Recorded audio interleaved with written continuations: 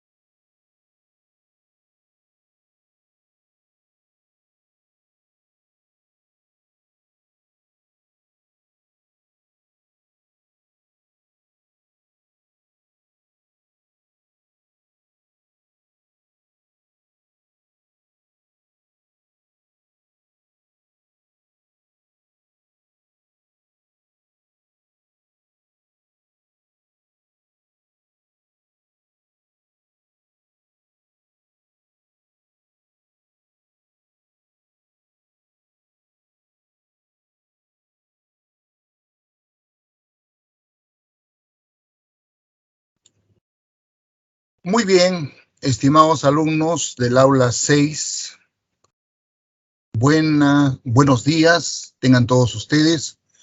Cualquiera de ustedes, denme un comprendido que me están oyendo y me están viendo. Sí, profe. Muy amable, gracias. ¿Están viendo el PPT que les estoy presentando en pantalla? Sí, profe. Sí, profesor. Gracias, gracias muchachos, gracias. Entonces, Sí, profe. ok, gracias, muy amable. Vamos a ver esto. Entonces voy a poner en modo presentación y empezamos. Como les decía la semana pasada, hoy día vamos a ver la otra arquitectura celular, la célula eucariótica, ¿no? En resumen, cuando se estudian a los seres vivos al nivel celular, ¿recuerdan ustedes los niveles de organización? Elemental, molecular, macromolecular, etcétera, ¿no? Entonces ahora estamos analizando a los seres vivos desde el nivel celular. Llegamos a la conclusión de que hay dos arquitecturas celulares, dos tipos de células, ¿ya? La célula procariótica y la célula eucariótica. Ya estudiamos la primera, vimos que los únicos organismos que presentan esta arquitectura celular, este tipo de célula, son las bacterias. Y el resto, los animales, las plantas, los hongos, los protistas, somos eucariontes. Presentamos células eucarióticas. Hay dentro de este mundo eucarionte dos clases de organismos también, unicelulares y pluricelulares.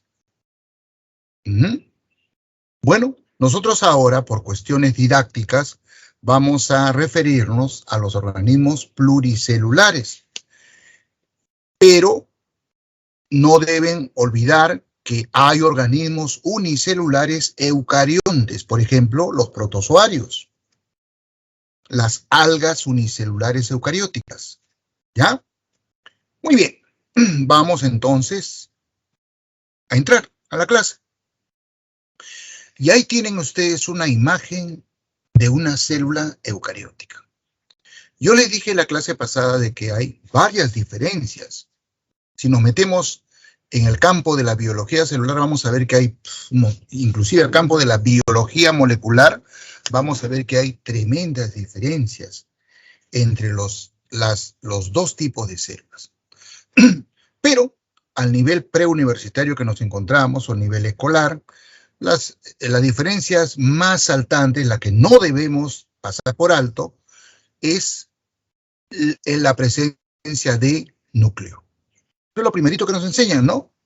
Una célula que presenta núcleo es una célula eucariótica. Una célula carente de núcleo es una célula procariótica. ¿Y qué cosa es el núcleo? Es una zona de la célula, del interior celular, limitado por una membrana. Esta membrana se llama membrana nuclear o carioteca. ¿Ya? Eso es lo que primero salta a la vista para diferenciar una célula eucariótica de una célula procariótica. La otra es este sistema de membranas que se ven en el citoplasma. Hemos visto la semana pasada que esto no existe en la célula bacteriana, ¿no? No hay membranas en el interior del citoplasma, no hay. En cambio, la célula eucariótica está llena de membranas. Eso se nota a la vista, ¿no? Cuando hagamos esta parte, estimados alumnos, yo les rogaría que ustedes imaginariamente se reduzcan de tamaños, nos volvamos en seres microscópicos y vamos a hacer un tour por la célula eucariótica. ¿Ya? Imaginémonos eso. Si nosotros atravesamos las cubiertas de la célula y entramos al citoplasma, nos vamos a quedar asombrados. Hay un montón de divisiones. La célula eucariótica está totalmente compartimentalizada. Es como una habitación humana de nuestras casas a la que le hemos hecho un montón de divisiones. Si entramos a una célula procariótica, vamos a ver que es una habitación sola, no hay divisiones. Esa es otra diferencia. El tamaño, por supuesto. También hablamos de eso, ¿no? La semana pasada. Las células eucarióticas son mucho, pero mucho más grandes que las células procarióticas. Nosotros usamos la micra o micrón para medir la longitud a nivel microscópico. Una célula eucariótica, si la idealizamos como una esfera, el diámetro de esa esfera sería pues 40 a 80 micras, el diámetro. Una célula procariótica, casi como una esferita, vamos a ver que el diámetro de esa esferita es apenas de 1 micra, 2 o 3 micras o 4 micras a lo más. Entonces hay una diferencia de tamaño. A estas diferencias que les acabo de recordar, porque esto lo hemos visto la semana pasada, le podemos agregar muchas otras, pero no viene al caso. Una que viene así salta. La célula eucariótica tiene muchas moléculas de ADN, muchos filamentos de cromatina, ¿no? En cambio, la célula procariótica, hemos visto en la clase, tiene una sola molécula, un solo cromosoma, que es circular, es un anillo. Y algunas células procarióticas tienen anillitos que lo acompañan, llamados plásmidos. Pero no todas las bacterias tienen plásmidos. En cambio, en el núcleo de la célula eucariótica vemos varios. Si esta fuera una célula humana, tendría pues 46 filamentos de cromatina, por ponerles un ejemplo. Si fuera la célula de una mosca de la fruta, tiene 8 filamentos de cromatina. ¿Ya? Bien. Entonces, esto es a grosso modo. El tercer asunto que tenemos que tocar en esta primera parte de la clase. Existe un solo tipo de célula eucariótica que está presente en todos los organismos eucariontes. Estimados alumnos, les lanzo la pregunta. Respóndanme, por favor. No, profesor, hay varias. Claro que sí. ¿Cuántas puedes decirme? ¿Cuántas? 3 o 4, calculo. No exageres. 3. Tres clases de células eucarióticas. 3. A ver, ¿me puedes decir los nombres de los organismos que presentan cada una de estas clases de células eucarióticas? Tú o cualquiera. Participen todos, por favor. Vamos, chicos. Célula vegetal. Es la célula que está presente en las plantas. Animal. Otro, célula animal. Saben ustedes que son diferentes, ¿no? Si ustedes ponen en un microscopio, en 2 microscopios, en uno, una célula vegetal y en otro, una célula animal, y la ven, son diferentes. Son diferentes. ¿Qué nos enseñaron en el colegio que diferencia una célula de planta de una célula de animal? La pared celular. La célula vegetal tiene pared celular, la célula de los animales no. ¿Cuál es la otra diferencia? ¿Me ayudan? ¿La presencia de cloroplastos?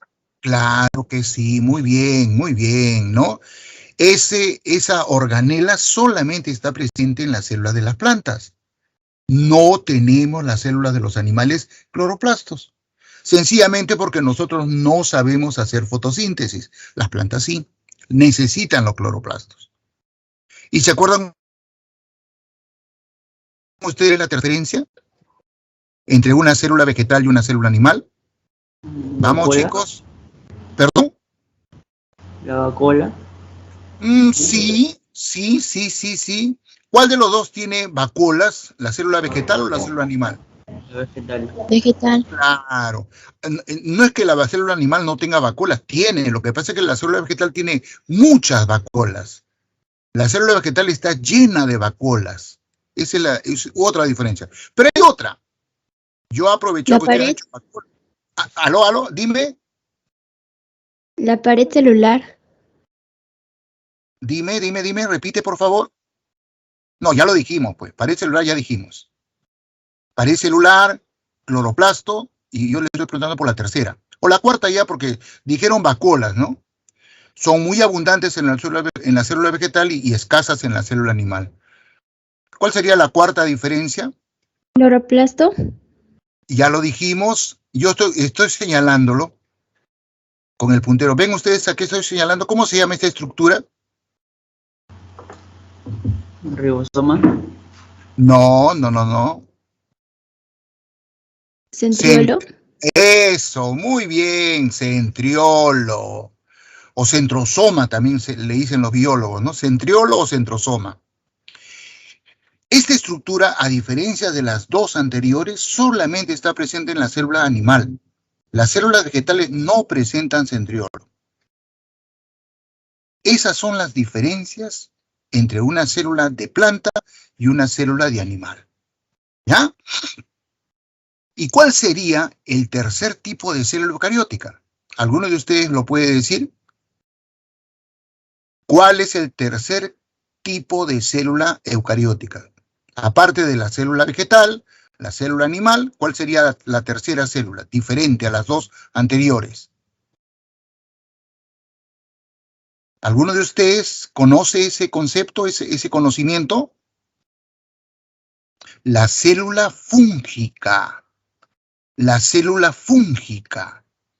Cuando yo digo célula fúngica, ¿a qué clase de organismo me estoy refiriendo, muchachos? ¿Hongos? ¿Hongos? Claro que sí, muy bien, sí. Fúngico, ese término lo usamos para referirnos a los hongos. Las células de los hongos son diferentes a la célula vegetal y a la célula animal en algunos aspectos. Número 1, también tiene pared celular, pero la pared celular de la célula fúngica es diferente a la pared celular de la célula vegetal en cuanto a su estructura química. Mientras que la pared celular de la célula vegetal está constituido fundamentalmente por un polisacárido llamado celulosa, la pared celular fúngica está constituido por otro polisacárido, la quitina. Por lo tanto, tiene propiedades diferentes. Y la otra diferencia entre célula fúngica y célula vegetal y animal es a nivel de membrana plasmática. A ver, vamos a ver la membrana plasmática. Ahí está la membrana plasmática. La membrana plasmática, como vamos a ver a continuación, está constituida por una bicapa de fosfolípidos. Estos azulito con amarillo son fosfolípidos, ¿cierto? Y proteínas, son estas grosellas, estas púrpuras. ¿Ya? Pero resulta que a estos fosfolípidos, en las membranas de los animales, en las membranas de las plantas, en la membrana de las bacterias y en la membrana de los hongos, se adicionan otro tipo de lípidos, generalmente de naturaleza esteroidea. Por ejemplo, en las células animales acompañan a los fosfolípidos colesterol, el colesterol. Y aquí viene el asunto. En la membrana de los hongos hay un lípido que no se encuentra en otra clase de organismo. Solamente está en la membrana de los hongos. el ergosterol. Ergosterol, lo voy a deletrear. E-R-G-O-S-T-E-R-O-L. Ergosterol. Ergosterol. ¿Ya? Una célula en cuya membrana celular haya ese lípido ergosterol, ni hablar, es una membrana de una célula fúngica. Entonces, pues, esas son las 3 clases de células eucarióticas que podemos encontrar. Y bien, como lo hicimos la semana pasada, vamos a hacer una excursión, un tour por la célula eucariótica. Comencemos desde la estructura que está en la parte más externa. ¿Cuál sería esa estructura? Claro, esta célula no la presenta porque esta es una célula animal. Me estoy refiriendo a la pared celular.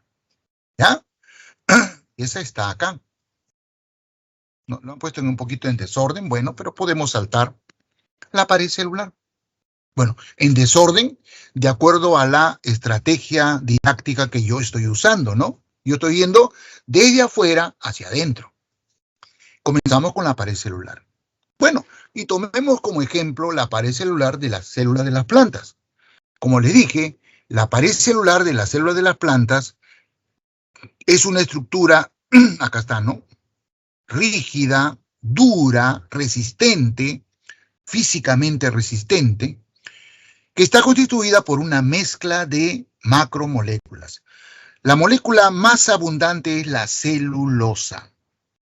Pero a esta molécula llamada celulosa, este polisacárido, se le asocian otros compuestos, como hemicelulosa, pectinas, mananos, inclusive un compuesto que es recontraduro, lignina.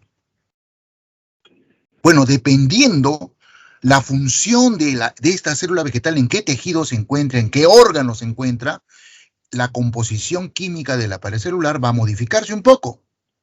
Si necesita mayor resistencia mecánica, pues aparece la lignina.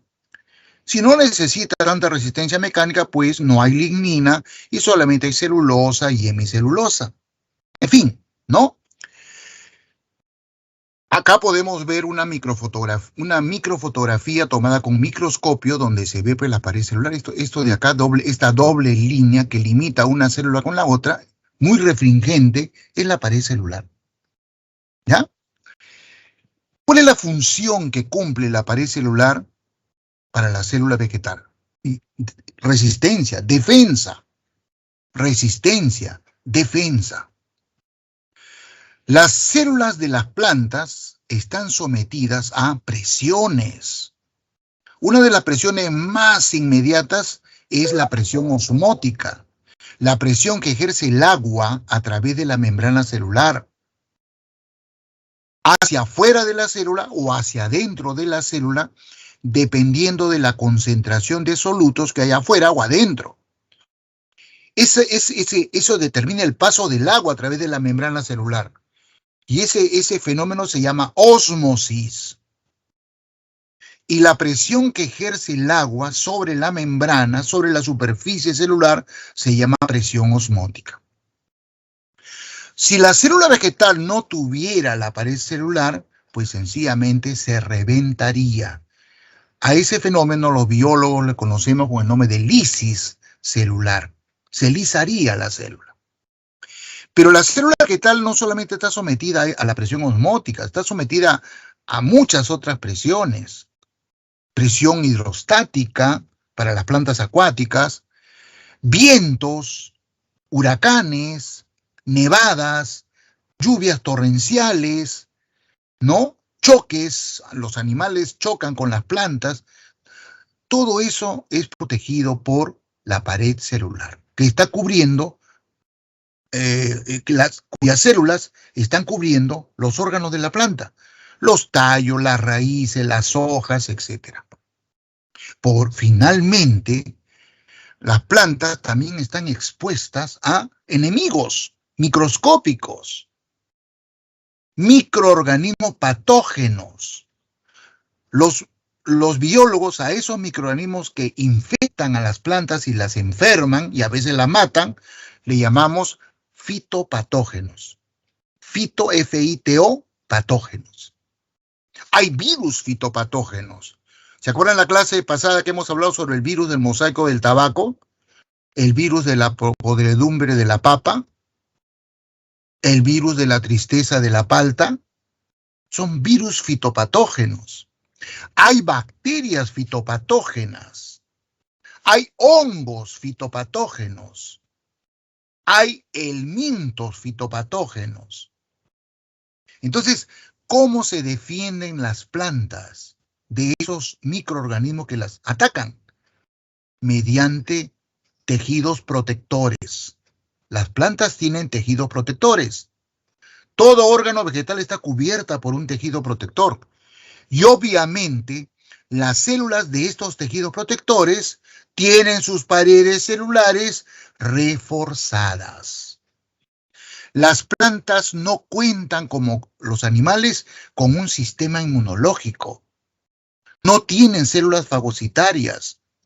No tienen linfocitos que producen anticuerpos. No han desarrollado ese método de defensa, de inmunidad.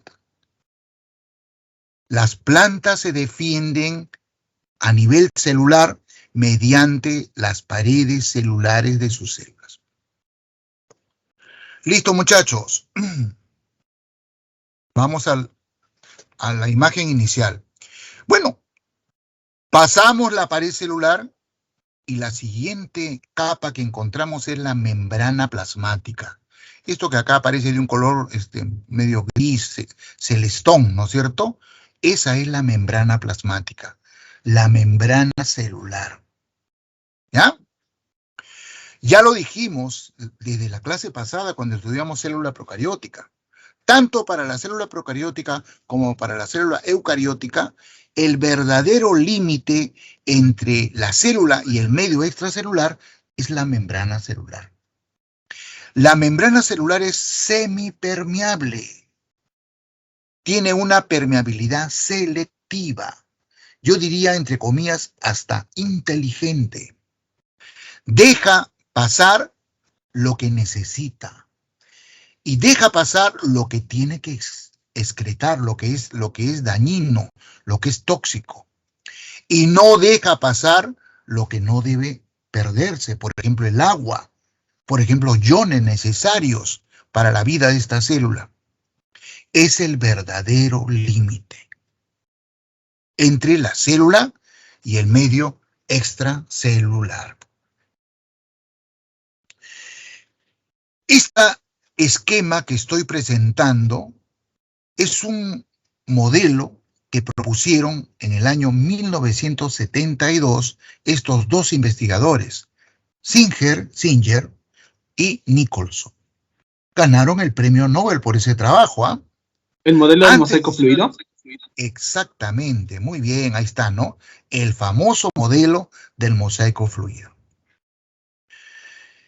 Antes de Singer y Nicholson, hubieron otras propuestas, otros modelos. Yo recuerdo inclusive, porque Perú siempre ha ido atrasado respecto a la ciencia, mucho más antes que ahora, ¿no? Porque ahora tenemos el Internet que uno puede meterse y averiguar por sí mismo. Pero antes no había Internet. Yo ingresé a la universidad cuando todavía no teníamos esto del Internet. Y recuerdo que cuando llevé mi curso de biología, mi profesor me enseñó el modelo del sándwich. Así, ese modelo es el que estaba de moda. Bueno, ya había aparecido el modelo del mosaico fluido, pero en los libros que usábamos todavía hablaban del modelo del sándwich. Bien, ¿qué sostiene el modelo del mosaico fluido? Que la membrana celular se parece a un mosaico fluido. Las fotos... ¿Sí? Dime. Se tomaron fotografías con microscopio electrónico de la membrana celular y esas fotografías mostraban a la membrana como un mosaico fluido. ¿Por qué un mosaico fluido? Porque si uno con una micropinza presionaba esta estructura de acá, que es una proteína, y la empujaba, la proteína se deslizaba, fluía. Esta bicapa de fosfolípidos es como una mantequilla, pero ustedes sueltan, sacan la pinza y la proteína que se desplazó hacia la izquierda o hacia la derecha retorna al lugar de origen. Parecía un mosaico fluido. ¿Y por qué un mosaico? Porque las proteínas son bastante diferentes unas de otras. Vistas esta fotografía, vista al microscopio electrónico, parece un mosaico, un piso de un patio que tiene losetas de diferentes colores. Tenía esa apariencia. ¿Ya? Por eso el nombre de modelo del mosaico fluido.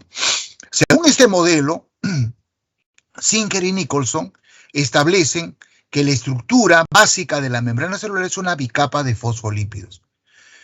Los fosfolípidos acá están representados por estas cabecitas celestes o azules y estas colitas amarillas. Cada una de estas cabecitas con sus colitas son fosfolípidos. Los fosfolípidos son lípidos complejos, derivados de triglicéridos, donde permanecen aún dos ácidos grasos y el tercer ácido graso ha sido reemplazado por un grupo PO4, fosfato. Los ácidos grasos son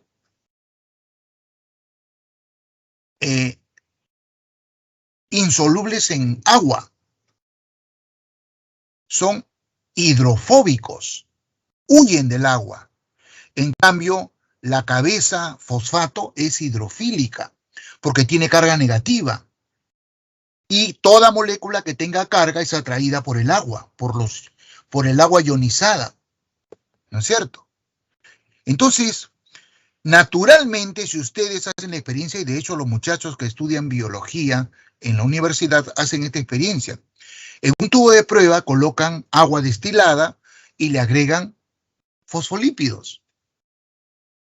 Automáticamente los fosfolípidos se acomodan así. Las colitas se acomodan hacia adentro y las cabecitas hacia afuera, de cara al agua. Toman esta ubicación automáticamente.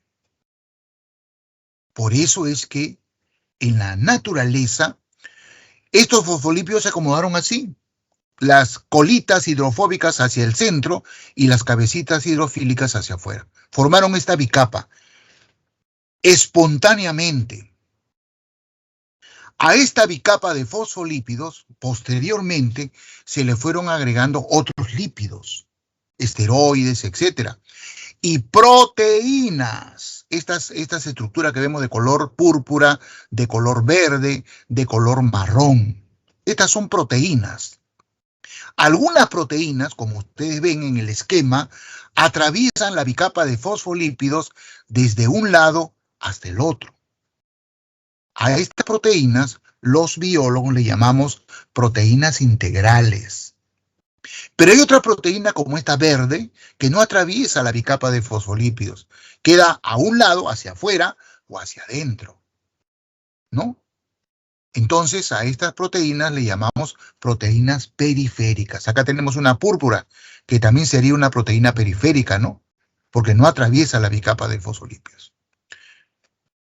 Entonces, en conclusión, el modelo del mosaico fluido determina que la membrana plasmática es un complejo supramolecular constituido por lípidos y proteínas. La membrana es una estructura lipoproteica. Bien,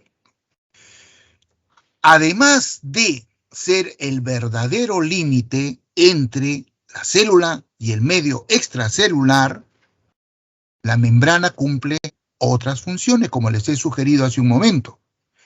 Permite el paso de sustancias a través de ella.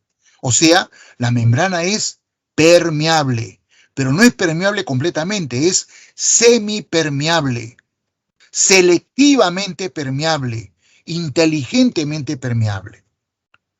Y a este fenómeno que permite el paso de sustancias a través de la membrana se le llama transporte de solutos a través de la membrana. Y este transporte de sustancias a través de la membrana se da mediante cualquiera de estos tres mecanismos que están señalados acá en la parte inferior. Difusión u ósmosis, difusión facilitada y transporte activo. Las dos primeras son sin gasto de energía. La membrana no tiene que realizar ningún trabajo, ningún gasto de ATP para realizar la difusión o la ósmosis o la difusión facilitada. En cambio, en el tercer mecanismo, sí, la membrana tiene que gastar ATP, tiene que invertir energía, tiene que realizar, por lo tanto, de acuerdo a los conceptos de la física, un trabajo. ¿Ya? Y acá, justamente, acaba de aparecer el primer mecanismo, llamado difusión. A través de este mecanismo, llamado difusión, pasa agua, iones y algunas moléculas muy pequeñas. No les he dicho una cosa que debí haberles dicho previamente. Si la membrana celular, volvamos al esquema grande, si la membrana celular estuviera solamente constituida por la bicapa de fosfolípidos, sería absolutamente impermeable al agua. ¿Queda claro, no, estimados alumnos? Imagínense ustedes la membrana sin proteínas. Dime. ¿Puedo repetirlo, profesor? Es que no escuché. Si la membrana celular, me estoy poniendo en ese, no es real. Imaginémonos que la membrana celular fuera solamente formada por la bicapa de fosfolípidos. ¿Ustedes creen que el agua podría atravesar esa membrana? No, profesor. Respondan. No, ¿por qué no? Explícanos. ¿Por qué no puede el agua pasar a través de la bicapa de fosfolípidos? Porque se necesitan de las proteínas para poder realizar ese transporte. ¿Por qué se necesitan las proteínas? Si no hubieran proteínas, ¿por qué no podría pasar el agua? Porque hay algunas que son tiene receptoras del agua hidro. y otras que son Los hidrofóbicas. conductos. Dime la ¿Son hidrofóbicos? que tiene la respuesta. Claro, esta zona de ácidos grasos es totalmente incompatible con el agua. El agua no puede situarse acá. Esto es hidrofóbico. Fobio significa odias el agua. No soportas, y el agua tampoco soporta esta parte. En cambio, las proteínas son hidrofílicas. Las proteínas están formadas por aminoácidos. Y los aminoácidos son totalmente compatibles con el agua, son hidrofílicos. Entonces, estas proteínas integrales son verdaderos canales, como están viendo ustedes en el esquema, hidrofílicos. Es a través de estos canales por donde el agua pasa. ¿De acuerdo, estimados alumnos? ¿De acuerdo conmigo? Sí, profe. Entonces serían como una especie de canal para el agua. Claro, el agua y todo lo que esté disuelto en el agua, ¿no es cierto? ¿Cierto? Entonces, gracias a ello, es que en este primer esquema estamos viendo que, por ejemplo, el oxígeno, el CO2 y la propia agua pasan por estos canales, sin ninguna dificultad. Simplemente obedeciendo, entre comillas, a la diferencia de concentración. Y a ese movimiento de moléculas por diferencia de concentración en una solución le llamamos difusión. El esquema que les puede hacer entender este fenómeno tan simple es un esquema casero, un esquema familiar. Cuando ustedes tienen en su mesa de su casa una taza de agua, ¿recuerdan ustedes que ustedes le agregan azúcar? Por ejemplo, 2, 3 cucharadas de azúcar. ¿Qué pasa con el azúcar? El azúcar está formada por moléculas, sacarosa, fructosa, glucosa. El azúcar se va al fondo, ¿no es cierto? Forma un cerrito. ¿Se acuerdan de eso? Se forma un cerrito. Si ustedes dejan reposar esa agua con azúcar un rato, van a ver que el cerrito, el cerrito de azúcar que se produjo al fondo, desapareció. ¿Por qué ha desaparecido el cerrito de azúcar que estuvo al fondo de la taza? Porque el azúcar se disolvió. ¿Y qué cosa es la disolución de las moléculas del azúcar en el agua?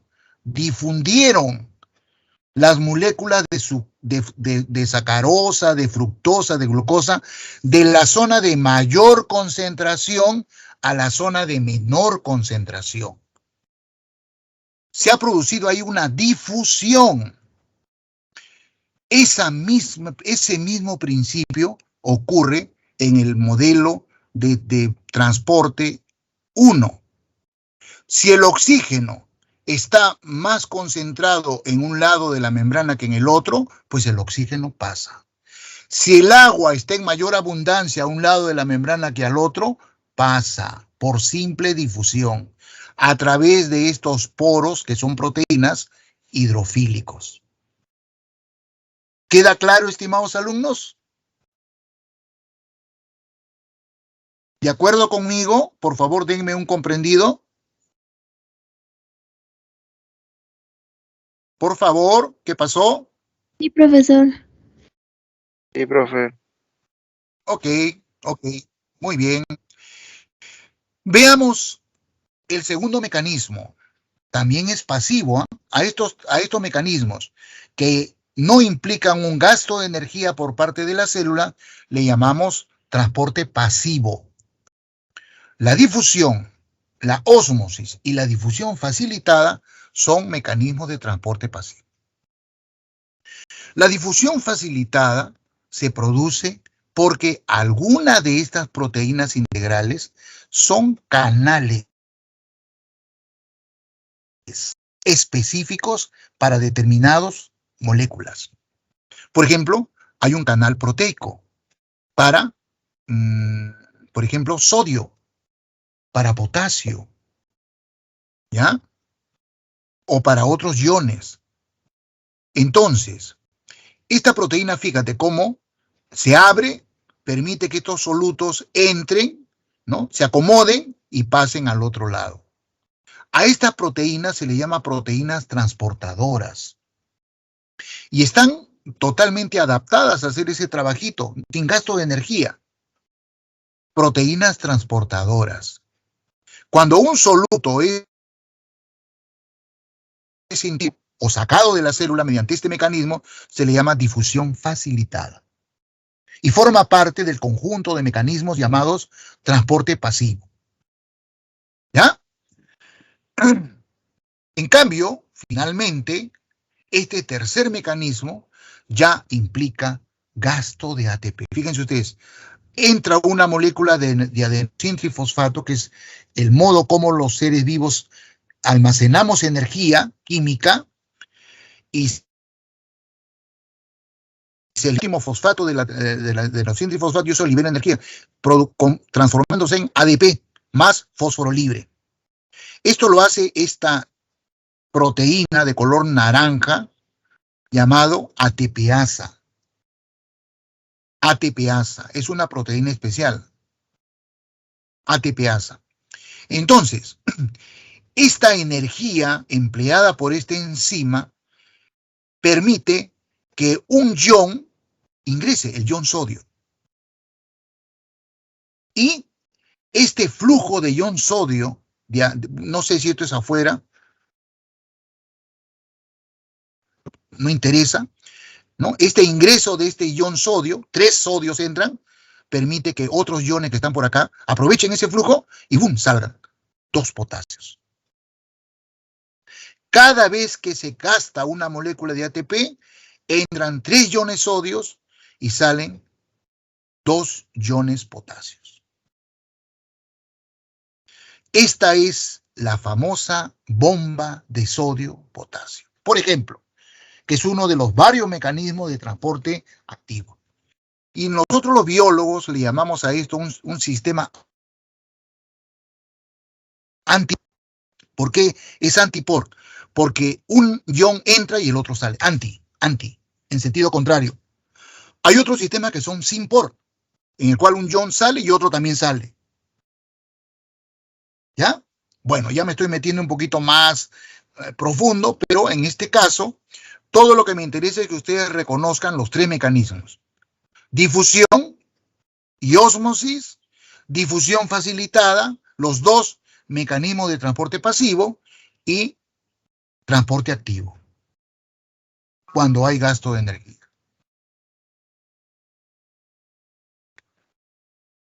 Claro, estimados alumnos, todos en el salón. ¿Comprendido? Por favor, deme un comprendido, ¿sí o no?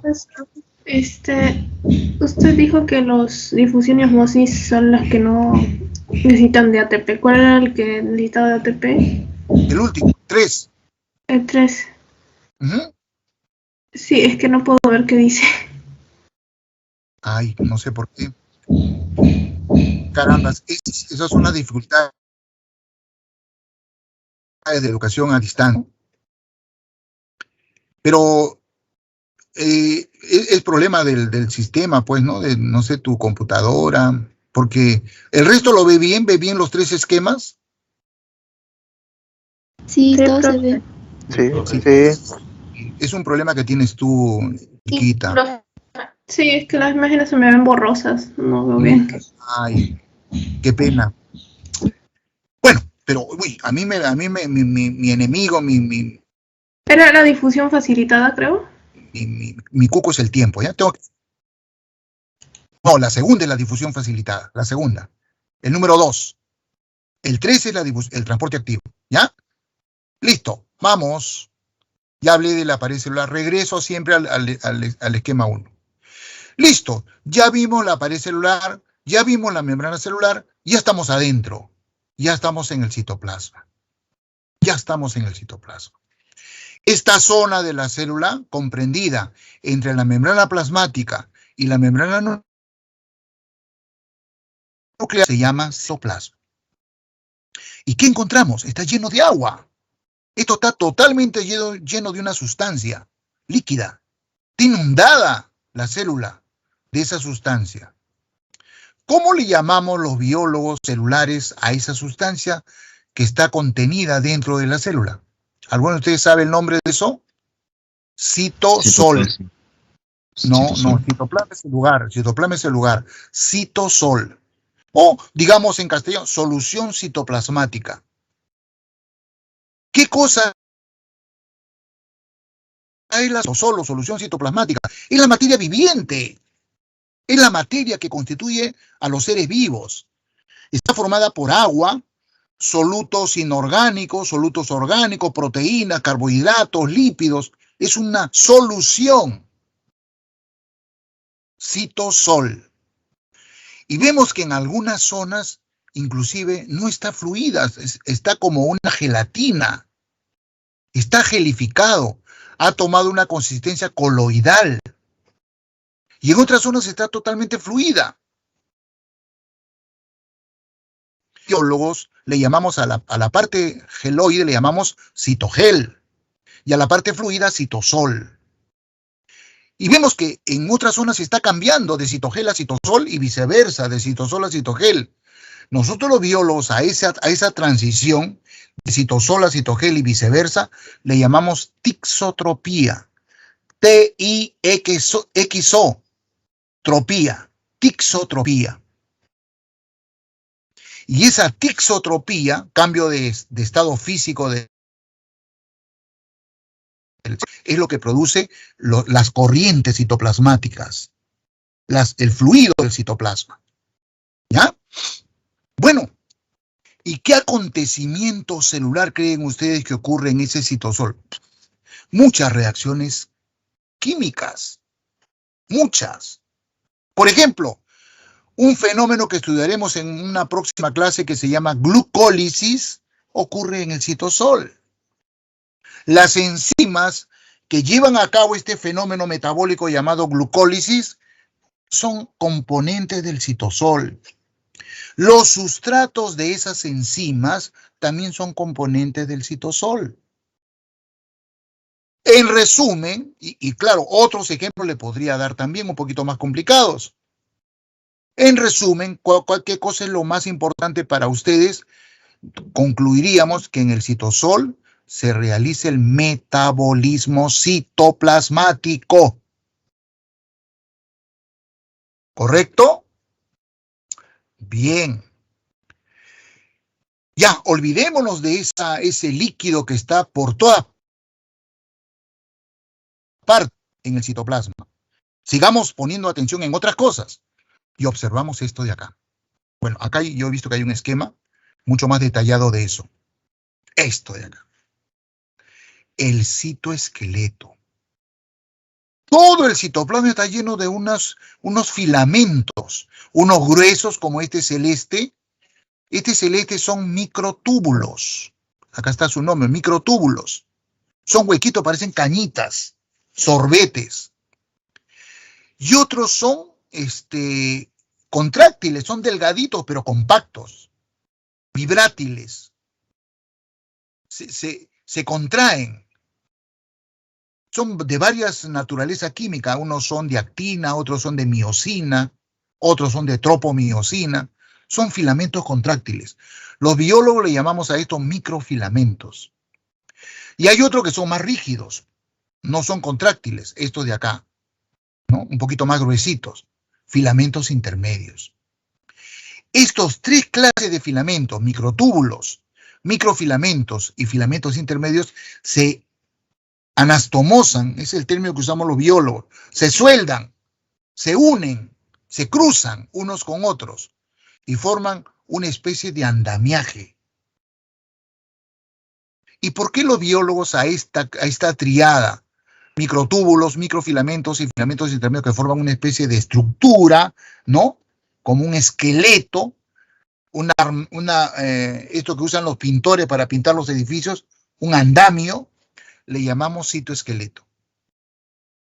Porque cumplen esa función. En el universo y en nuestro planeta predomina una fuerza que se llama fuerza gravitacional. Dos cuerpos se atraen con una velocidad que es inversamente proporcional al contenido de sus masas. Como la masa terráquea tiene mayor masa que cualquier sobre ella, los atrae, pues. Y eso le llamamos fuerza de gravedad. Si los animales no tuviéramos esqueletos, si las plantas no tuvieran tejido de sostenimiento, estarían totalmente aplastadas en el suelo. ¿Por qué no nos aplastamos? Porque hemos desarrollado estructuras que no soportan, que nos permiten tener forma. Si la célula no tuviera este citoesqueleto, la membrana que está arriba estaría sobre la membrana que está abajo. La célula sería un globo aplastado. La célula tiene volumen. ¿Por qué tiene volumen la célula? Porque la célula cuenta con el citoesqueleto.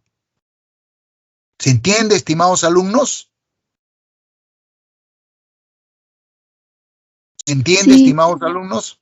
Sí, Ya. profe. Entonces, aquí al lado derecho inferior tienen desmenuzado esos componentes que les he mencionado, ¿no? Microtúbulos, huequitos, filamentos intermedios y microfilamentos. Ok, muchachos.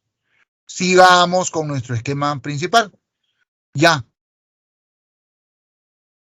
Olvidémonos del citosol, olvidémonos del citoesqueleto que existe, que está ahí, y pongamos atención en otras estructuras. Vean, y una estructura que resalta nítidamente es esta de acá, esta celeste. Está por todo el citoplasma. Todo el citoplasma está lleno de eso. Membranas. Membranas. Es un sistema de membrana muy complejo, muy amplio. Está por todo el citoplasma. Es el retículo endoplasmático.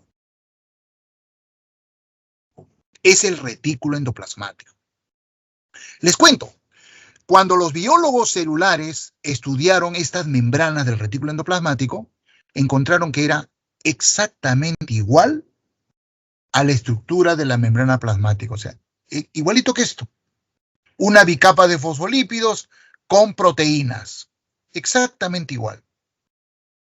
Entonces, eso le llevó a concluir que la membrana plasmática, el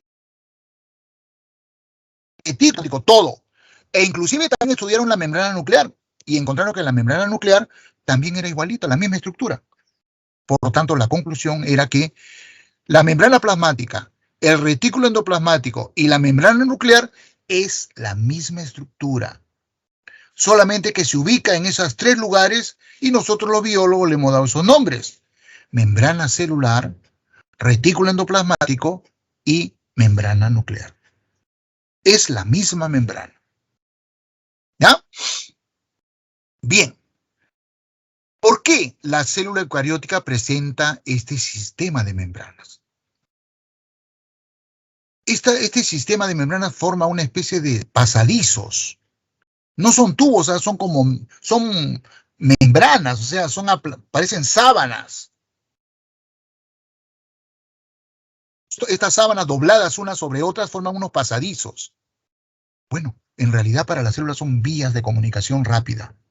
Por ejemplo, una proteína que se encuentre por acá, donde estoy señalando cerca de la membrana plasmática, una enzima, y se le necesita en el núcleo, para moverse desde acá, desde el contorno del citoplasma hasta el núcleo, se demoraría la vida eterna, si no usar el retículo endoplasmático.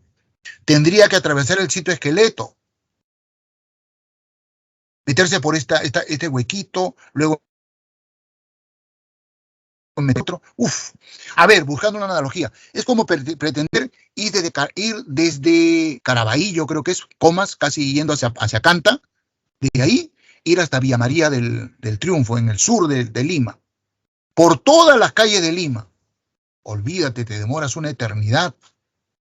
¿Qué es lo más sensato para moverse desde el norte de Lima, Comas, hasta el sur de Lima, Villa María del Triunfo?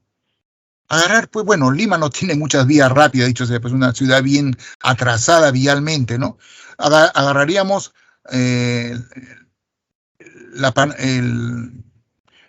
la Tupac Amaru, saldríamos por, no recuerdo el nombre de esta avenida, Trapiche, a la Panamericana Norte, tomaríamos la vía de evitamiento, pagaríamos el peaje, Javier Prado, y listo, agarramos la Panamericana Sur y ya estamos en Villa María del Triunfo. La vía de evitamiento, la Javier Prado y la Panamericana son el retículo endoplasmático. ¿Ya? Eso es lo primero que les debo decir respecto al retículo endoplasmático. En segundo lugar, bueno, en este esquema no se ve muy claro, pero hay una zona del retículo endoplasmático que presenta unas estructuras, unas especies de globitos, ¿no? De protuberancia chiquitita, de color marrón. Y hay una zona donde no hay eso. Bueno, al microscopio electrónico, esta parte del retículo que presenta esas protuberancias globosas, le llamaron retículo endoplasmático rugoso. Un retículo con granitos. Y a la parte del retículo que no presenta es llamaron liso. Entonces, el retículo endoplasmático se presenta de dos maneras, rugoso y liso. Veamos al rugoso. ¿Qué son estas protuberancias de forma esférica? Muy abundantes. Son los famosos ribosomas. Vamos a ver si tenemos una foto del ribosoma. ¿Acá está? Ah, acá está. ¿Y qué son los ribosomas? No son organelas porque no están constituidas por membranas, son complejos supramoleculares. Están formados por dos partes o dos subunidades. Esta subunidad que está para arriba de color, no sé, nosotros los biólogos le llamamos subunidad mayor. Y la que está hacia abajo de color café, crema, le llamamos subunidad menor. Ambas, la subunidad mayor y la subunidad menor, están formadas por combinaciones de proteínas y ácidos nucleicos del tipo ARN. Entonces, como esa proteína y ese ARN están en el ribosoma, le llamamos proteínas ribosomales y ARN ribosomal, combinadas. Y son de diferentes tamaños, ¿ah? Acá, arriba, en la subunidad mayor y en la subunidad menor. Cuando esta subunidad mayor se acerca a la subunidad menor, forma este complejo, que se llama ribosoma. ¿Y para qué sirve este complejo supramolecular llamado ribosoma? Para que cuando por entre la subunidad mayor y menor pase una molécula que se llama ARN mensajero, cuando este ARN mensajero que viene del núcleo trayendo mensajes pasa a través de las dos subunidades, el ribosoma permite que esa información que trae el ARN mensajero vaya formando cadenas de aminoácidos unidos por enlaces peptídicos. Y esas cadenas de aminoácidos son la base de formación de las proteínas. En resumen, ¿cuál es la función de los ribosomas? Es el lugar de la célula donde se sintetizan, donde se forman, donde se construyen las proteínas. Moléculas tan fundamentales para la vida de cualquier célula. Es imposible que una célula no tenga ribosomas. No podría vivir. ¿Tienen ribosomas las células eucarióticas? También tienen ribosomas las células procarióticas. Son diferentes, en tamaño. Los ribosomas de las células eucarióticas son más grandes. Nosotros los biólogos le llamamos ribosomas 80S. Los ribosomas de la célula procariótica son más pequeños. Los biólogos le llamamos 70S. Como la célula procariótica no tiene retículo endoplasmático, en la célula procariótica los ribosomas están libres, flotando en el citoplasma, en el citosol. En cambio, la eucariótica, los ribosomas están adheridos a una parte del retículo endoplasmático, el retículo endoplasmático rugoso. Finalmente, yo les hago una pregunta. Por lo tanto, en conclusión, ¿qué función desempeña el retículo endoplasmático rugoso? ¿Cuál es la respuesta, estimados alumnos? Almacena proteínas. Sí, es cierto, pero antes de almacenarlas, ¿qué hace? Resecciona el ADN y produce proteínas, cadenas proteínas. Producción de proteínas. Produce proteínas. El retículo endoplasmático rugoso, su función es producir proteínas, síntesis de proteínas. Esa es la respuesta. ¿Ya? En cambio, el retículo endoplasmático que no tiene ribosomas, obviamente tiene que tener otras funciones. ¿Recuerdan ustedes cuáles son las otras funciones del retículo endoplasmático liso? ¿Recuerdan? Síntesis de lípidos, detoxificación celular. La célula propia produce muchas sustancias que son tóxicas, productos del metabolismo. ¿Ya? Amoníaco, urea, peróxido de hidrógeno, etc. CO2. Esas sustancias son eliminadas, ¿no?, en el retículo endoplasmático liso. Y hay muchas toxinas que vienen de afuera. Alcohol, drogas, fármacos. El retículo endoplasmático liso se encarga de eliminarlas. De lo contrario, la célula moriría intoxicada. Muy bien. Además,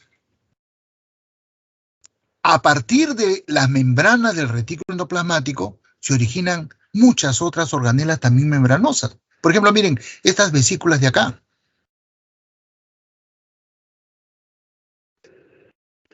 Estas vesículas son retazos del retículo endoplasmático que se independizan y forman las famosas vacuolas, de las cuales ustedes me hablaron hace un momento. Ocurre que, como bien lo dijo uno de ustedes, En algunas zonas del retículo endoplasmático se van acumulando determinadas sustancias. Entonces, como hay tal acumulación, el retículo decide ya, envuelvo eso con un pedazo de mi membrana y la suelto. Y aparece una vacuola. Entonces, las vacuolas son organelas membranosas que pueden almacenar determinadas sustancias que la célula puede necesitar más adelante, ¿no? Y guardarlas. Son más abundantes en las células de las plantas que en las células de los animales. Pero hay algunas vacuolas que almacenan sustancias muy especiales. Por ejemplo, hay vacuolas que almacenan enzimas hidrolíticas. ¿Qué son las enzimas hidrolíticas? Enzimas que hidrolizan macromoléculas. Por eso su nombre, ¿no? Hidrolíticas. Hidro porque al romper un enlace liberan agua. Perdón, ganan agua, no liberan, ganan agua, incorporan agua. Proteasas, enzimas que hidrolizan proteínas. Lipasas, enzimas que hidrolizan lípidos. Amilasas, enzimas que hidrolizan almidón, etc. También le llamamos enzimas digestivas. Enzimas digestivas. Entonces, a estas vacuolas especiales que almacenan ese tipo de enzimas, los biólogos le llamamos somas, liso, L-I-S-O, somas, lisosomas. Hay algunas células que necesitan hacer una digestión intracelular. Eso se lo permiten los lisosomas. ¿Ya? Creo que tenemos, me parece recordar, ver acá algunas vacuolas. Sí, está pues, ¿no? Ahí está.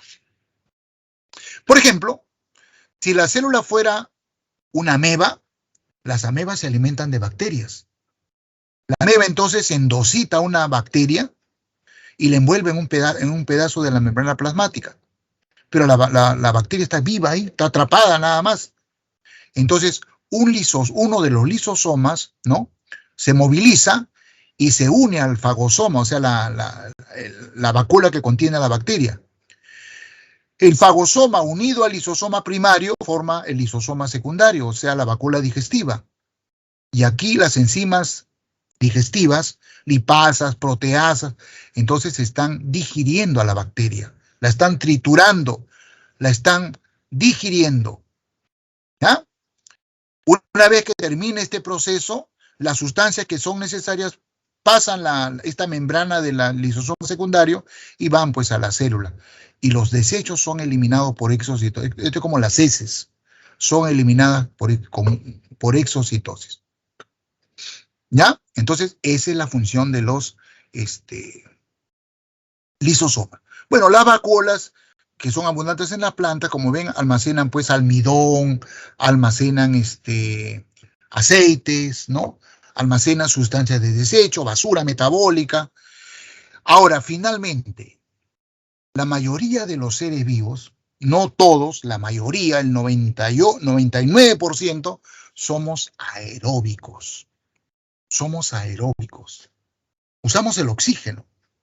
Las plantas son aeróbicas. Si tú a una planta la encierras en una cúpula cerrada, se muere asfixiada. La planta respira como nosotros, aeróbicamente. Muy pocos organismos, solamente hay bacterias anaeróbicas. Son cosas raras. Bueno, el uso del oxígeno es muy bueno porque produce mucho ATP. ¿Ya? Vamos a ver eso en una clase posterior. Pero tiene sus bemoles, tiene sus inconvenientes. La respiración consiste en la oxidación de moléculas. Y cuando uno habla de oxidación de moléculas, por su conocimiento de química, saben que la oxidación es la pérdida de electrones e hidrógenos. Una molécula se oxida cuando es deshidrogenada, cuando pierde hidrógenos y electrones. Se quema, se combustiona, se oxida. Esos electrones de hidrógeno tienen que ser capturados por otra molécula, porque la reacción se llama redox, óxido de reducción. Bueno, hay varios aceptores de esos hidrógenos de electrones intermediarios. Eso vamos a verlo en otra clase. Pero al final, la molécula que se queda finalmente en una respiración aeróbica con esos electrones e hidrógenos es el oxígeno.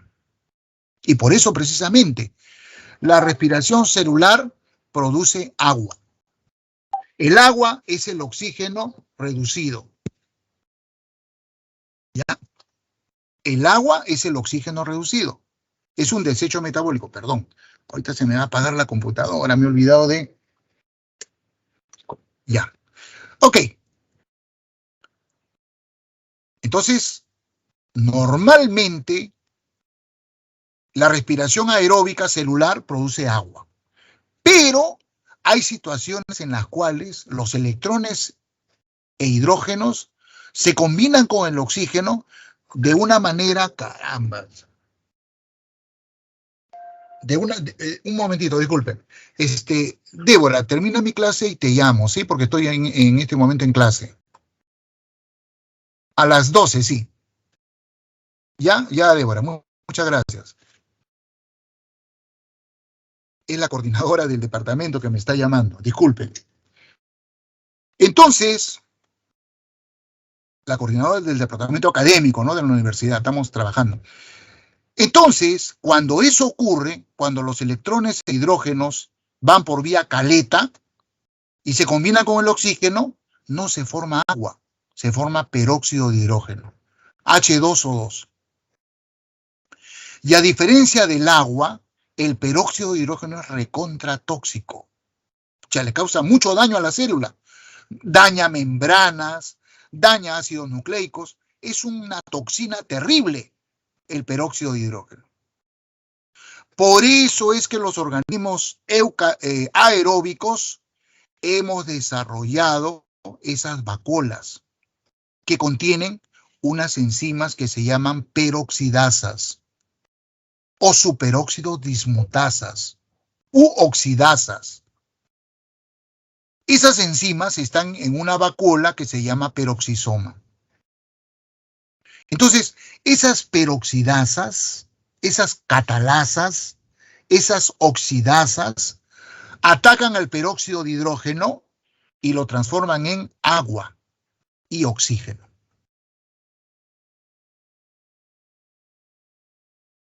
¿Recuerdan cuando alguna vez ustedes se han echado agua oxigenada, que es peróxido de hidrógeno, a una herida? ¿Han visto que el agua oxigenada burbujea? Ese burbujeo es por el oxígeno, porque sus tejidos, sus células de ustedes, tienen peroxisomas, porque somos aeróbicos. ¿Ya? Muy bien. Y bueno, vuelvo a la inicial. Finalmente, otra estructura membranosa que se construye, se forma a partir del retículo endoplasmático es esto de acá. Esto de acá, nosotros los biólogos le llamamos dictiosoma, D-I-C-T-I-O, dictiosoma, dictiosoma. Hay muchos dictiosomas por toda la célula. ¿Qué son los dictiosomas? Son formaciones membranosas que se forman a partir del retículo endoplasmático, donde determinadas sustancias que se producen en el retículo endoplasmático rugoso y liso se van acumulando. Muchas veces se encierran en vacuolas del propio dictiosoma, o a veces no, pero ¿qué hace finalmente? Lo bota fuera de la célula. El conjunto de dictiosomas forma en la célula lo que los biólogos llamamos aparato de Golgi. Aparato de Golgi. ¿Ya? Es a través del aparato de Golgi, o sea, a través de los dictiosomas, que esas sustancias que son producidas por la célula son secretadas hacia el exterior de la célula. Por ejemplo, si esta célula fuera una célula de la glándula mamaria, ¿qué cosa produce una glándula mamaria? Leche. ¿Y cuáles son los componentes de una leche? Proteínas, caseína, ¿no es cierto? lípidos, grasas, etc. Esas sustancias son producidas por el retículo endoplasmático, se van mezclando en el aparato, en el dictiosoma, y el dictiosoma, en contra del aparato de Golgi, secreta esa mezcla que se llama leche. Es por eso que ese órgano es una glándula mamaria. ¿Ya? Listo. Finalmente. Veamos esta organela de acá. Es membranosa, pero no se origina a partir del retículo endoplasmático. Es la mitocondria. Esta organela membranosa tiene un origen exógeno. ¿Qué significa exógeno? Exógeno significa de afuera. Pero no de ahora. Esto ha ocurrido hace mucho tiempo. Hay una bióloga de apellida Margulis que propuso una teoría para explicar el origen de la mitocondria y de los cloroplastos en las células eucarióticas. Resulta, no sé si tengo un esquema más detallado de la mitocondria.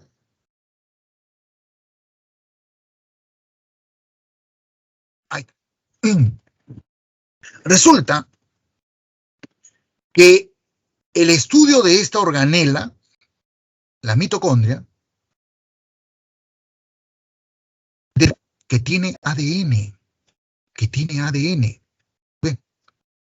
Y este ADN es circular, muy parecido al ADN de las bacterias. Tiene ribosomas del tipo 70S. ¿Ah? La conclusión es que esta organela era una bacteria, una célula procariótica.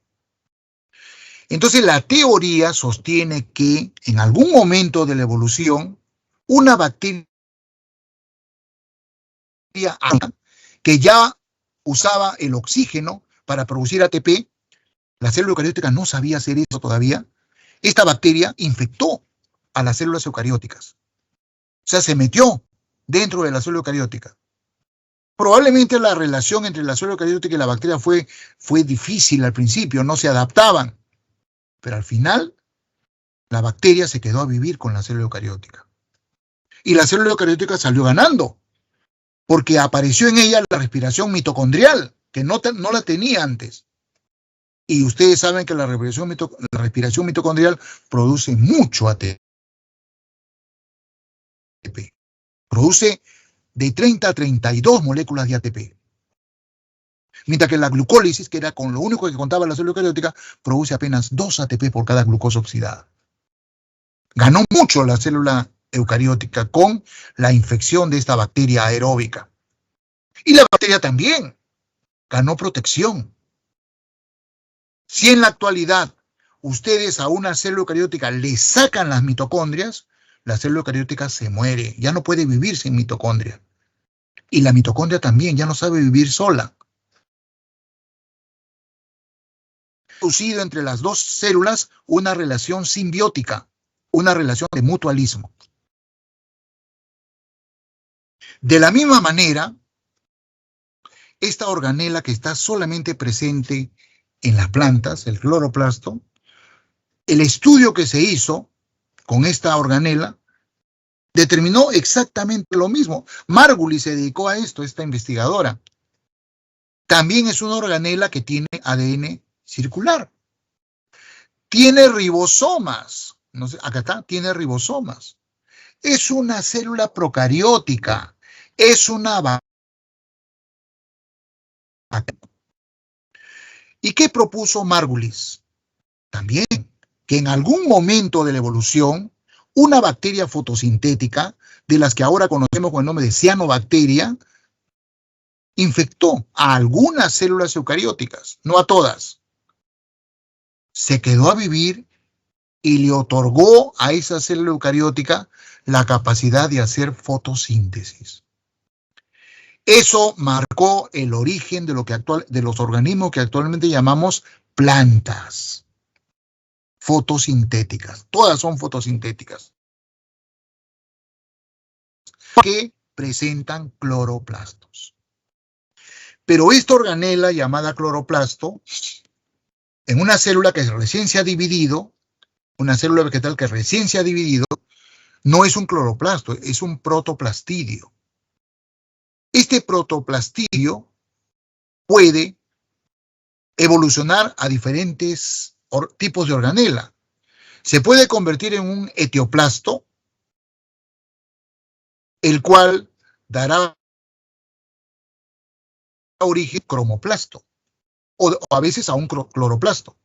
Los cromoplastos y los cloroplastos almacenan pigmentos. Cuando el pigmento solamente es clorofila, este plastidio va a hacer fotosíntesis, va a ser un cloroplasto.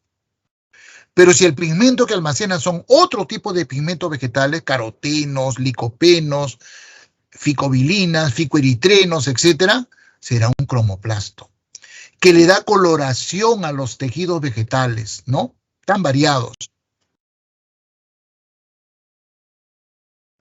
El protoplastidio directamente se puede convertir en un cloroplasto o en un leucoplasto. Ya vimos el cloroplasto cómo es. El leuco significa incoloro, ¿eh? Plastidio incoloro. El leucoplasto puede almacenar tres cosas diferentes. Proteínas. Si el leucoplasto almacena proteínas, es un proteinoplasto. Si almacena aceites, es un elaioplasto. Y si almacena almidón, es un amiloplasto. Entonces, los plastidios son organelas muy variadas, a diferencia de las mitocondrias, que no solamente son de un solo tipo. ¿Ya? Y con esto, estimados alumnos, hemos terminado el citoplasma. Hemos revisado todo lo que está en esta prendida entre la membrana plasmática y la membrana nuclear. Listo. Metámonos, atravesemos la membrana nuclear y ahora visitemos el núcleo. Vamos a terminar esta clase hablando del núcleo. Y en el núcleo, acá aprovechemos esta figura, tiene 4 estructuras. 4. La primera, la membrana nuclear o carioteca. Segundo, igualito, cuando nos metamos al núcleo vamos a encontrar que está inundado, también tiene una solución. Está lleno de una solución acuosa. Bueno, si acá fuera le llamábamos citosol, bueno, acá adentro le llamamos nucleoplasma, carioplasma o matriz nuclear. Básicamente es lo mismo, ¿ah? Es lo mismo. Van 2 estructuras, carioteca y carioplasma. ¿Qué otra cosa vemos? ¿Ven usted que hay un montón de filamentos?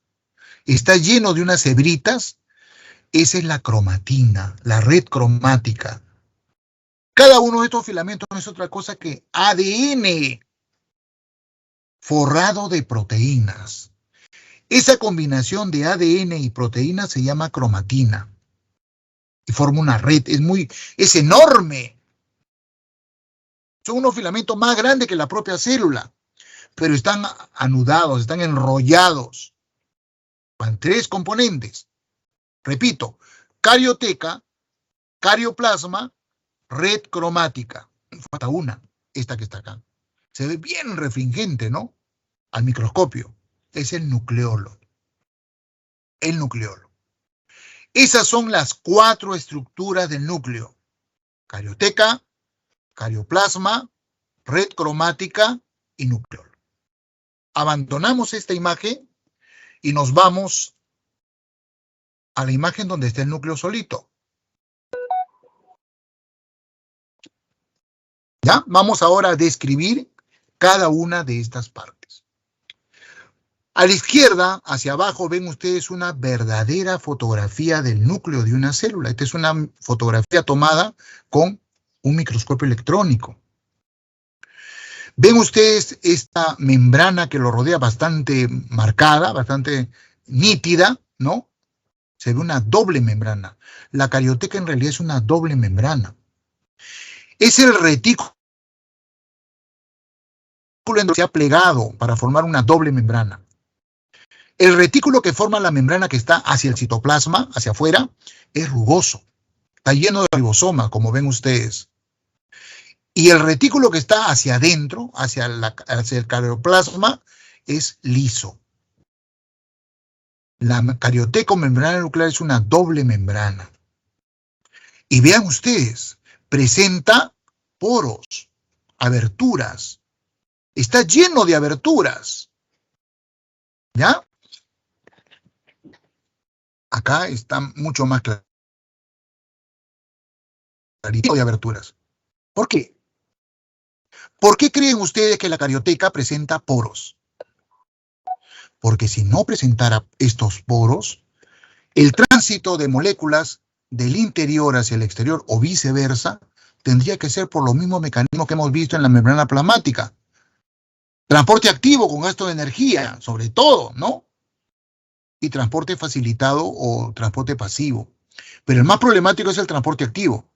No es dable, pues, que la célula tenga que gastar energía para pasar sustancias del núcleo al citoplasma, ¿no? Es como si nosotros quisiéramos llevar mercadería de Lima a Arequipa y tendríamos que pagar peaje, ¿no? Desaduanaje. No tiene sentido, estamos dentro del mismo país. Algo así. Por eso es que la membrana nuclear o carioteca presenta poros. Para facilitar el paso de macromoléculas sin ningún problema. Muchas proteínas de carácter enzimático entran y salen del núcleo al citoplasma. Muchos ARN, como el mensajero, salen del núcleo constantemente. Salen a través de los poros. Bien. Del carioplasma no voy a hablar porque es lo mismo que el citosol, ¿no es cierto? Contiene un montón de enzimas, contiene un montón de moléculas que son sustratos de esas enzimas, por lo tanto en el carioplasma ocurre el metabolismo nuclear. Así como en el citosol ocurre el metabolismo citoplasmático, en el carioplasma acontece el metabolismo nuclear. ¿Ya? Bien. Ahora atendamos a estos filamentos, ¿no? Eso está lleno de filamentos, lo vimos en el primer esquema, ¿no? Ahí está. Un montón de filamentos. Es la cromatina. Ya les he dicho, la cromatina no es otra cosa que la molécula de ADN forrada, cubierta de proteínas. Las proteínas son de varios tipos, ¿ah? Pero la más abundante son las histonas, con H. Histonas. Son las más abundantes. En cambio, el ADN de una bacteria no está cubierto por histonas, está desnudo. Esa es la gran diferencia también, ¿ven? Eso no se lo dije cuando diferencié célula procariótica de célula eucariótica. El ADN bacteriano es desnudo. En cambio, el ADN de las células eucarióticas está cubierto de histonas. Y a esa combinación le llamamos cromatina. El ADN de la bacteria es una sola molécula circular. El ADN de las células eucarióticas es lineal, abierto, y varía en número dependiendo de la especie a la cual pertenezca la célula. Una célula, ya les he dicho, tiene 46 filamentos de cromatina. Una célula de maíz tiene 64 filamentos de cromatina. Una célula de Drosophila melanogaster, que es la mosca de la fruta, tiene 8 filamentos de cromatina. En esos filamentos de cromatina está el genoma, la carga genética de cada especie. Esa red cromática se manifiesta al microscopio electrónico de dos maneras. La red cromática altamente condensada, o sea, contraída, a eso los biólogos le llamamos heterocromatina. Y una zona de la red cromática donde los filamentos no están tan condensados, no están nada condensados, están totalmente relajados, estirados. A eso le llamamos eucromatina. Finalmente, el nucleolo. Al principio, cuando recién empezábamos a estudiar las células, ¿no? La gente andaba muy emocionada, pensaban que acá pues debía estar el secreto de la vida, ¿no? Porque es lo que estaba más adentro de la célula. Hubo una decepción. Porque ocurre que el nucleolo no es otra cosa que una acumulación de los componentes de los ribosomas.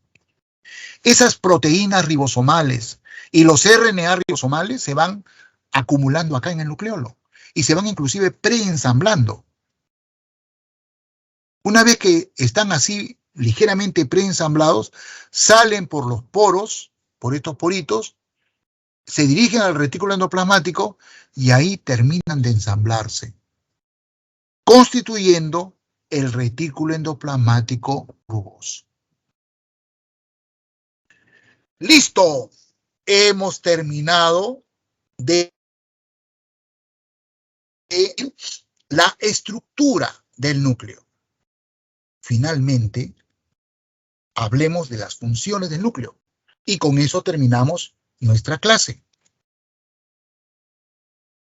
El núcleo de cualquier célula cumple con dos funciones. Una función es almacenar la información genética de la célula.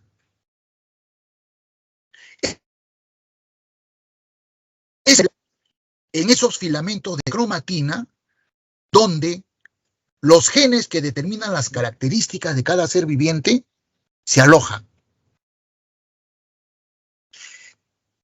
El filamento de cromatina de una célula es el equivalente al disco duro de una computadora. En una computadora, toda la información, el software, está en el disco duro. Es a partir de esa información que contiene el disco duro que la computadora copia momentáneamente en la memoria RAM parte de esa información para poder realizar funciones. Escribir textos, procesar fotografías, videos, incluso manipular máquinas. ¿Ya? Entonces, este es uno de los conocimientos más profundos de la biología moderna. Los biólogos le llamamos dogma, D-O-G-M-A, dogma, es un dogma de la biología molecular. Esa información que está en el ADN, en los filamentos de cromatina, todos los seres vivos, todos, desde los procariontes hasta los eucariontes, todos lo transcribimos al ARN. Esta función de copia de parte de la información del ADN a una molécula de ARN le llamamos todos los seres vivos lo hacemos. Todos transcribimos la información del ADN al ARN. Y todos esta información, esta copia de parte de la información del ADN, nos dirigimos a los ribosomas y lo traducimos a proteínas. ¿Por qué decimos esta última función, traducción? Porque cambiamos de idioma. El ADN, para escribir esa información que tenemos todos los seres vivos, usa un lenguaje de 4 símbolos. Adenina, timina, citosina y guanina. Con esos 4 símbolos ha escrito, miren ustedes, toda esa diversidad de seres vivos que existen en el planeta.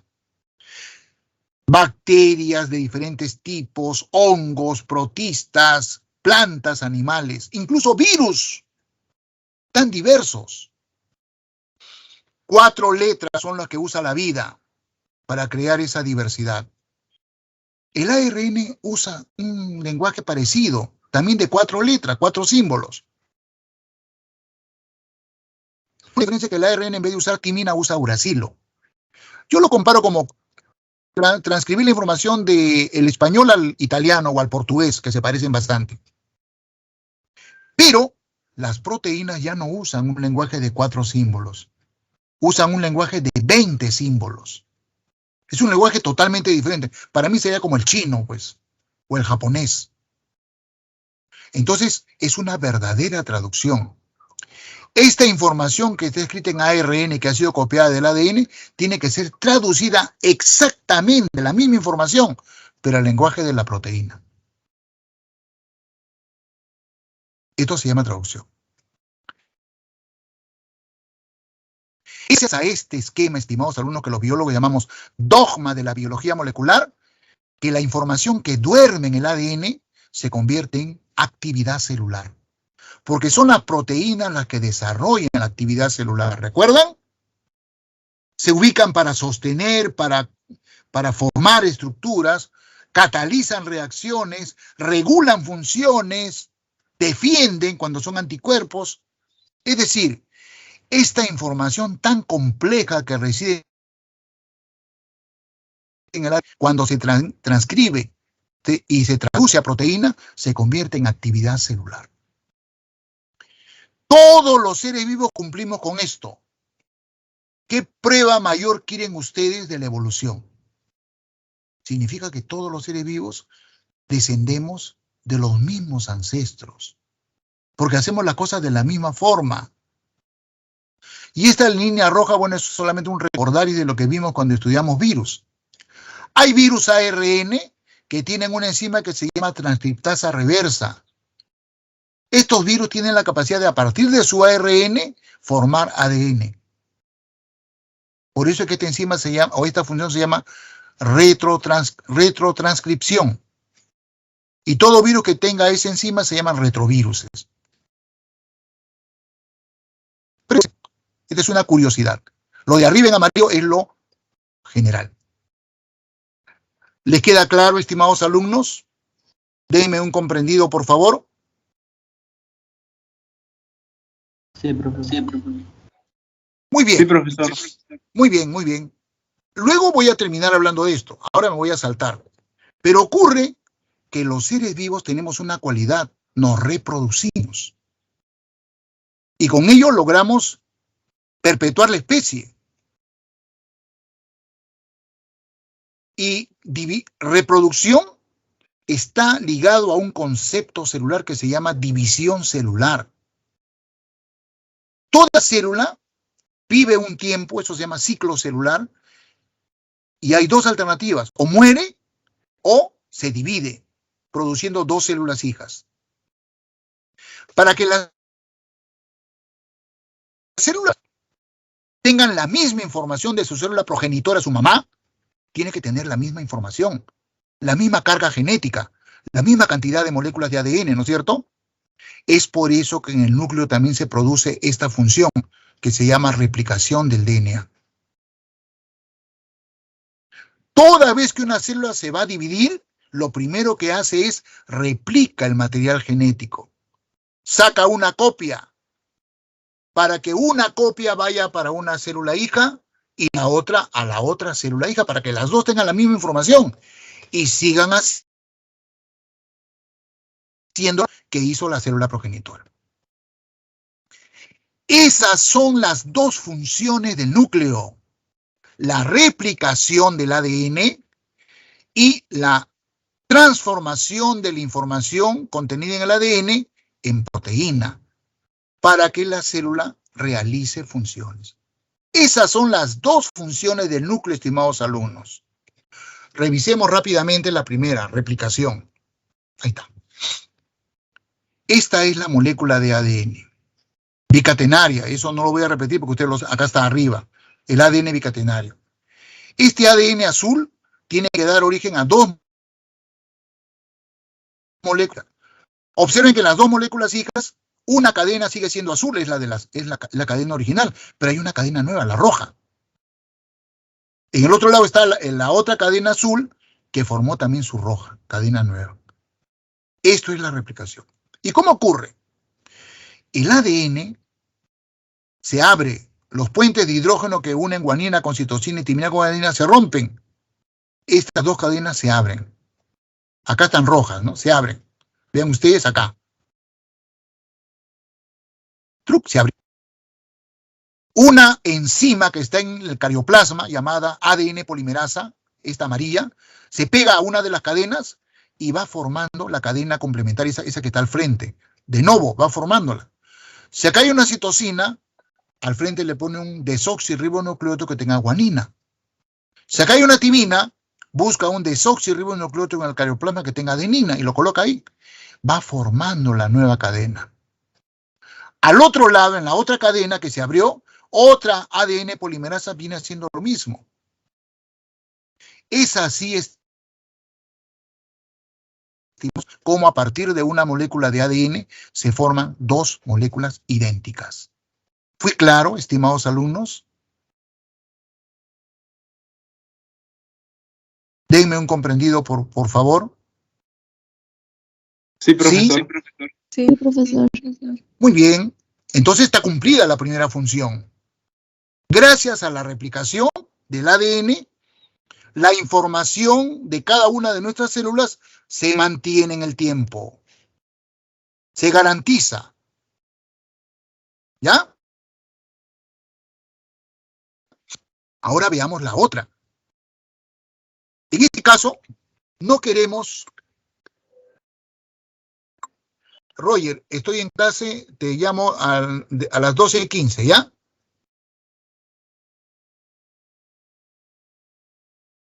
Entonces, parte de la información contenida en el ADN tiene que transcribirse. Es como, el ARN es como el USB. El USB también copia parte de la información del disco duro. Lo que necesita manejar, copia. Este ARN puede malograrse, no importa, saca otra copia. El ADN sí no puede malograrse. Porque si el ADN se daña, la información de la célula se altera. Roger, estoy en clase. Roger, estoy en clase. Te llamo, sí, en cuanto termine te llamo, ¿ya? También me ha llamado Débora. Así que ya luego conversamos, por favor. Chau, chau, chau. Ya, él es mi colaborador, por eso que no puedo dejar de contestarles, disculpen. Entonces, si el ADN se daña, si el disco duro se daña, la computadora se malogra, ya no puede hacer su trabajo. Si el ADN de una célula se daña, la célula se queda malograda, ya no puede funcionar, tiene defectos. Este ARN, acá está, ¿no? Este ARN, claro, en los eucariontes tiene que ser procesado porque resulta que en el ADN hay zonas que codifican y zonas que no codifican. Las zonas que codifican se llaman exones y las zonas que no codifican se llaman intrones. Entonces hay un procesamiento. Se cortan los intrones, se botan y los exones se guardan. Ese ARN procesado sale por el poro de la carioteca y se llama ARN mensajero. Cuando ese ARN mensajero, y esta primera función que está acá en el se llama transcripción, ¿no es cierto?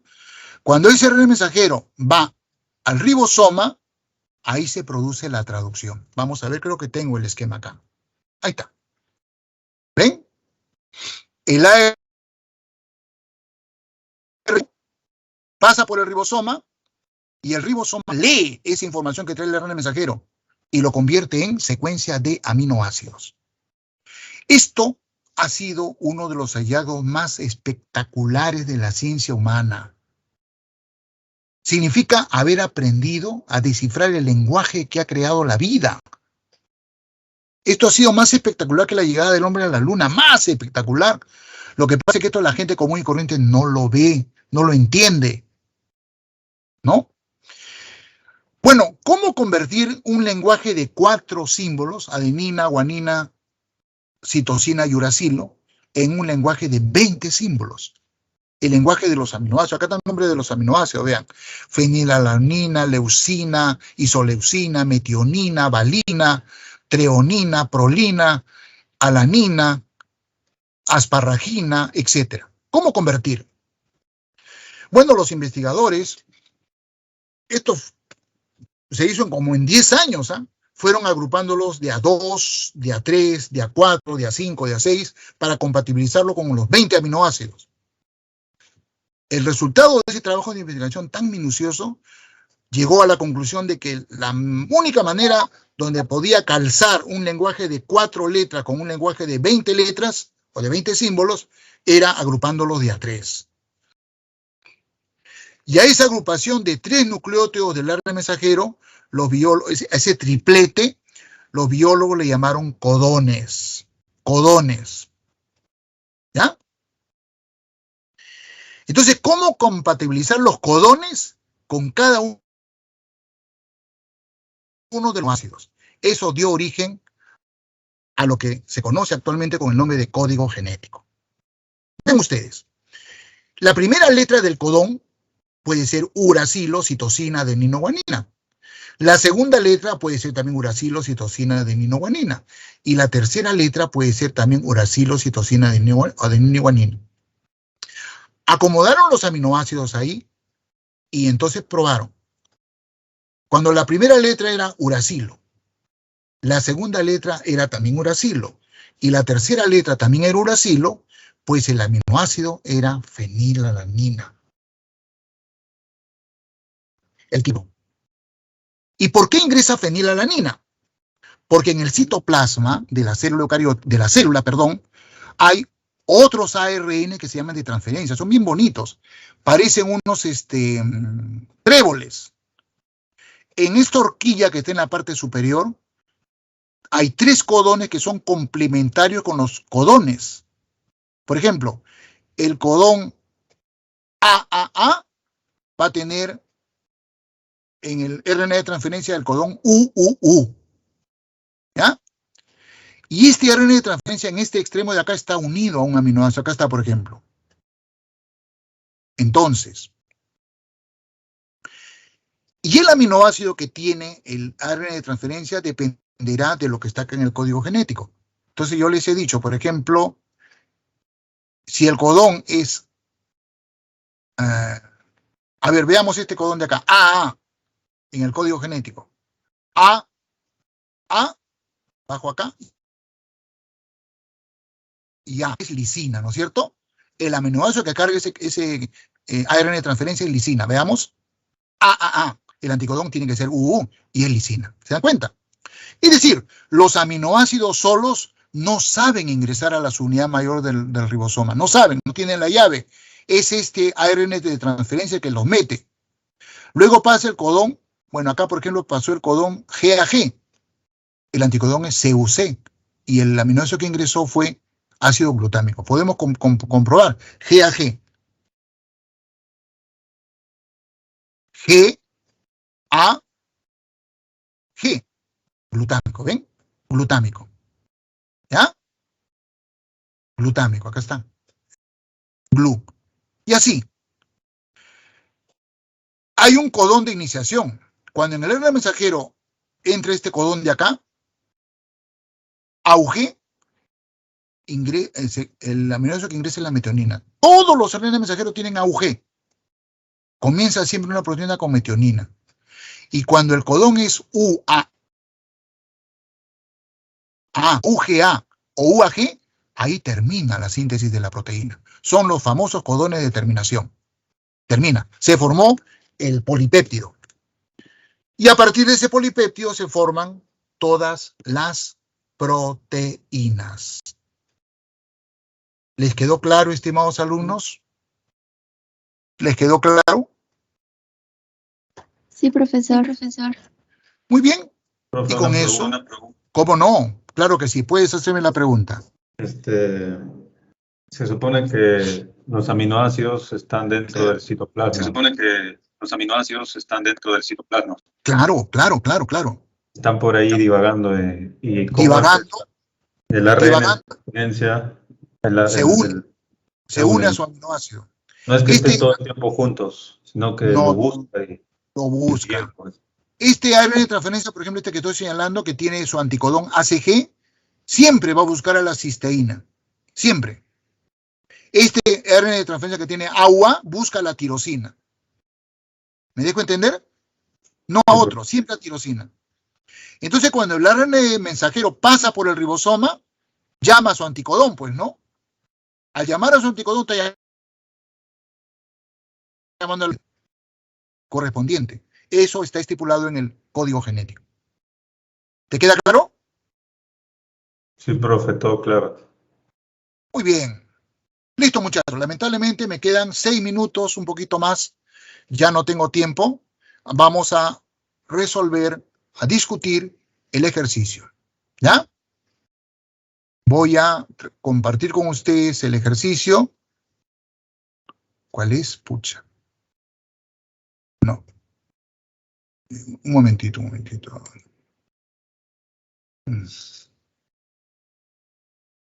Ah, ya, acá está.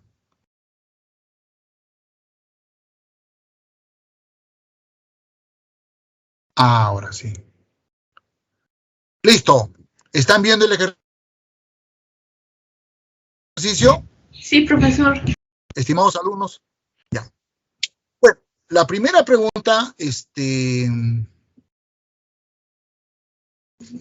está la respuesta ahí, ¿no? A la vista. La respuesta es la letra A, ¿no? Procarionte y eucarionte. A ver, leámosla. En una primera observación microscópica se ve una célula de aproximadamente 1 a 2 micras, chiquitita, con un medio interno marcadamente refringente y sin otra estructura remarcable en el citoplasma. No tiene núcleo.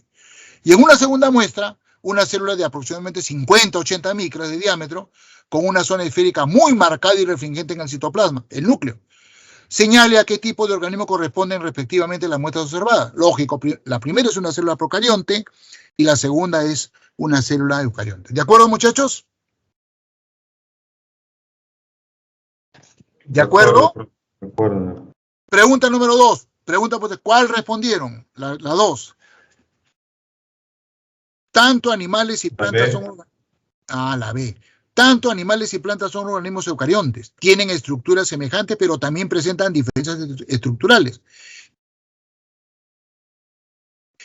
Señale qué estructura celular marca una diferencia estructural sustantiva entre estos dos, plantas y animales. Es la letra A, ¿no es cierto? La letra A. ¿De acuerdo conmigo o no? ¿Ah? La pared celular. La pared celular solamente está en la célula vegetal, no en la célula animal. ¿De acuerdo, muchachos? La número 2 es la letra A, pared celular. Tenemos hasta las 11:55, ¿cierto? Sí, profesor.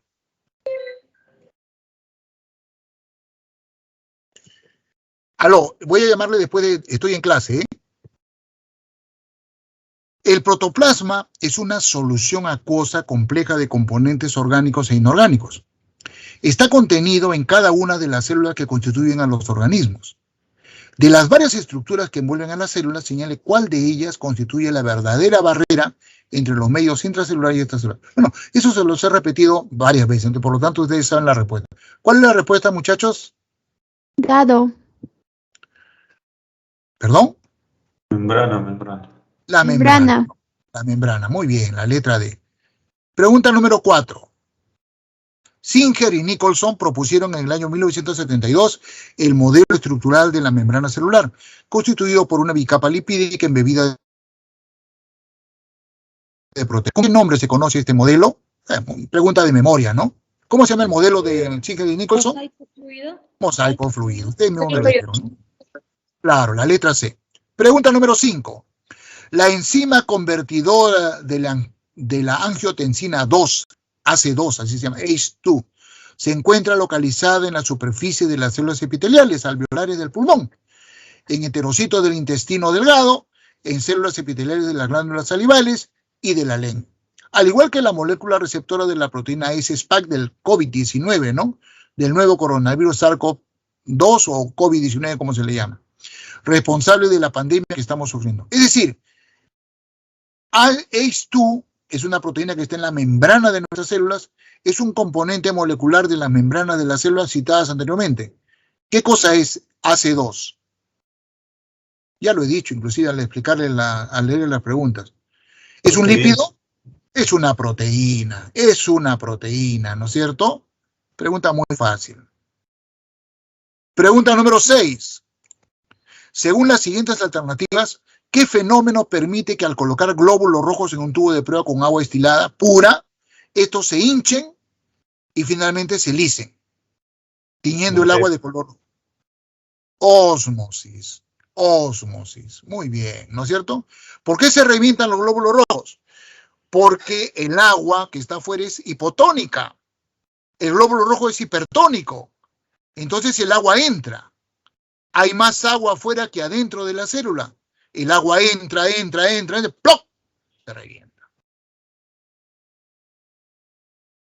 ¿No? Hemólisis, porque es ruptura del glóbulo rojo. Pregunta número 7. Como andamos de tiempo, me quedan 2 minutitos. Ya no voy a leer la pregunta, solamente les doy la respuesta. La pregunta número 7, bueno, ya vieron la respuesta, es la letra B, pared celular. Los residuos vegetales como paja, hojarasca y ramas de poda son excelentes productos para ser fuente de monosacáridos para un proceso de producción de etanol por Saccharomyces cerevisiae. Esta es una pregunta bien interesante, ¿eh?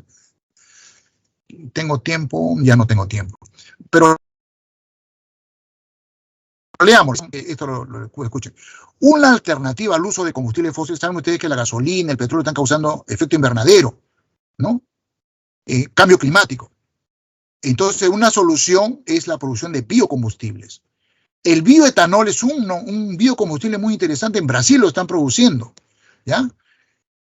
Se usa Saccharomyces cerevisiae que fermenta azúcares para producir etanol. Entonces, una buena fuente para obtener glucosa es paja, desechos vegetales, ¿no?